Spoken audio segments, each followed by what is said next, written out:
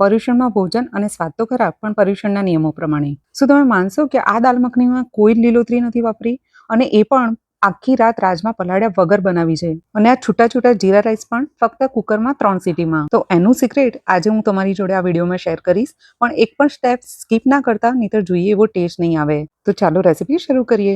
દાલ મખની માટે કોઈ પણ એક વાડકીનું માપ સેટ કરી અને પોણી વાડકી તમારે જે કાળા અડદ આવે છે એ લઈ લેવાના છે, અને પા વાડકી એટલે કે 4 મોટી ચમચી ભરીને નાના સાઈઝના જે રાજમા આવે છે એ લેવાના છે. હવે આને 2 વખત પાણીથી સાફ ધોઈ લઈશું, અને પછી 2 ગ્લાસ જેટલું પાણી ઉમેરીશું અને 5 ચમચી જેટલું સોડા ઉમેરીશું, ખાવાનો સોડા. આ સોડા ઉમેરવાથી તમારે જે આખી રાત રાજમા પલાળવા પડે છે એ નહીં પલાળવા પડે.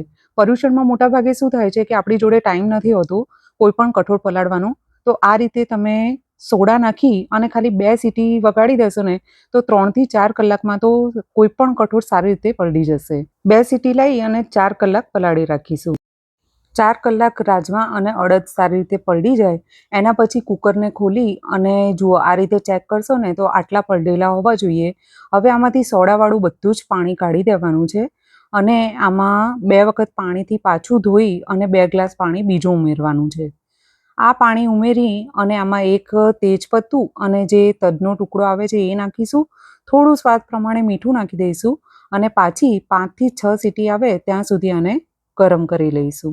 દાળનું કુકર જ્યાં સુધી ઠંડુ થાય છે ત્યાં સુધી જીરા રાઈસ બનાવી લઈશું. આજની મેથડ અને મેઝરમેન્ટથી તમે જીરા રાઈસ બનાવશો ને તો જીરા રાઈસ તમારા એકદમ પરફેક્ટ અને છૂટા છૂટા કુકરમાં બહુ જ જલ્દી તૈયાર થઈ જશે. જેના માટે ઘી અને તેલને ગરમ મૂકી દેવાનું છે, અને હવે આમાં 2 થી 3 લવિંગ અને થોડું જીરું નાખી દઈશું. જીરું સતળાઈ જાય એટલે આમાં ધોયેલા ચોખા નાખ્યા છે 1 વાડકી. કોઈ પણ 1 વાડકીનું માપ સેટ કરી અને તમે 1 વાડકી ચોખા લો તો 1.5 વાડકી તમારે પાણી લેવાનું છે. અહીંયા ચોખા મેં પલાળ્યા નથી, ખાલી ધોઈને વાપર્યા છે. હવે આમાં સ્વાદ પ્રમાણે મીઠું નાખી દઈશું અને 3 સીટી આવે ત્યાં સુધી કુકરને ગરમ કરીશું. 3 સીટી આવે પછી કુકરને કમ્પ્લીટ ઠંડુ થાય એના પછી જ ખોલવું. હવે આજે જે દાલ મખની બનાવવાના છીએ એમાં આપણે ટામેટા કે કોઈ લીલોતરી નથી વાપરવાના, તો આ રીતે થોડું દહીં લઈ લઈશું. હવે એમાં થોડો ઘઉંનો લોટ અને આમચૂર પાવડર નાખીશું. ઘઉંના લોટથી દહીં તમારું ફાટશે નહીં. થોડો ગરમ મસાલો અને હળદર નાખી દઈશું. સ્વાદ પ્રમાણે મીઠું નાખીશું. મીઠું પહેલાં દાળમાં નાખેલું છે એટલે થોડું ઓછું નાખવું.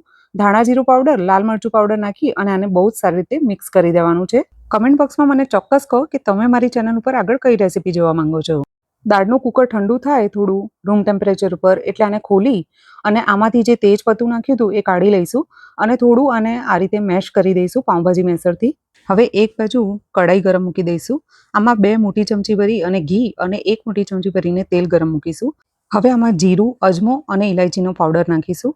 ઇલાયચીનો પાવડર ના હોય તો એની જગ્યાએ તમે જે આખી ઇલાયચી આવે છે એ પણ નાખી શકો છો. પુદીના અને લીમડાને સૂકવી અને મેં એનો પાવડર બનાવીને રાખ્યો હતો, જે પર્યુષણમાં વાપરી શકાય, પણ જો તમે ના વાપરતા હો તો સ્કીપ કરી શકો છો. એ નાખ્યો છે. થોડી કસૂરી મેથી નાખી દઈશું, જેનાથી ટેસ્ટ બહુ જ સરસ આવશે.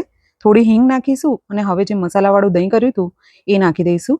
મસાલાવાળું દહીં આમાં સારી રીતે મિક્સ કરી અને કમસે કમ આને 4 થી 5 મિનિટ માટે ગરમ કરવાનું છે. મસાલાવાળા દહીંવાળા વાડકામાં જ થોડું પાણી નાખી દઈશું, 4 થી 5 મોટી ચમચી ભરીને, અને એ પાણી પણ આમાં વઘારમાં જ નાખી દઈશું. હવે સારી રીતે આને ગરમ થવા દઈશું. 4 મિનિટ દહીં સરખું ગરમ થઈ જાય પછી જે ભાંગેલી દાળ અને રાજમા હતા એ આમાં નાખી દેવાના છે. દાળ અને રાજમાને સારી રીતે મિક્સ કરી દઈશું અને ઢાંકી અને આને 7 મિનિટ માટે સીનવા દઈશું.